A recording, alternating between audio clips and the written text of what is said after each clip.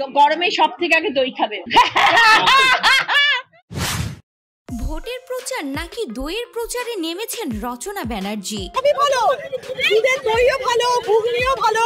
হ্যাঁ ভিউয়ার্স, এবার ভোট প্রচারে নেমে রীতিমতো পাগলামি শুরু করে দিয়েছেন রচনা ব্যানার্জি। দেখা যায় ভোট প্রচারে গিয়ে একাধিক সংবাদ মাধ্যমের সঙ্গে কথা বলতে গিয়ে শুধু দইয়েরই প্রশংসা করছেন রচনা ব্যানার্জি। টক দইটা তো অসাধারণ বাবা, আমাদের বাড়িতে তো এরকম টক দই হয় না। আর দই নিয়ে এমন পাগলামি দেখে এখন নেটিজেনরা বলছেন তিনি ভোট প্রচারে নেমেছেন নাকি দইয়ের প্রচারে।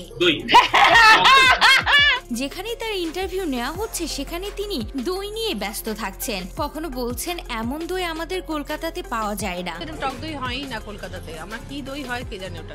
আবার কখনো বলছেন এত ভালো দই এখানকার, আমি এখান থেকে দই নিয়ে যাব ভাবছি ব্যাগে করে। আমি তো এবার থেকে দই নিয়ে যাব ভাবছি ব্যাগে করে। শুধু এখানেই নয়, কখনো আবার বলছেন এখানে দুধের দইও ভালো, দুধের ঘুগনিও ভালো, জানিয়ে হাসাহাসিও শুরু হয়ে গিয়েছে রচনা ব্যানার্জিকে নিয়ে। আর প্রশ্ন তুলেছেন রচনা ব্যানার্জি ভোটের নামে এ কেমন পাগলামি শুরু করলেন। তিনি কি ভোট প্রচার করছেন নাকি দইয়ের ব্যবসায় নেমেছেন। তো গরমে সব থেকে আগে দই খাবে। তো ভিউয়ার্স, আপনাদের কি মনে হয় তা অবশ্যই কমেন্ট করে জানাতে ভুলবেন না। দই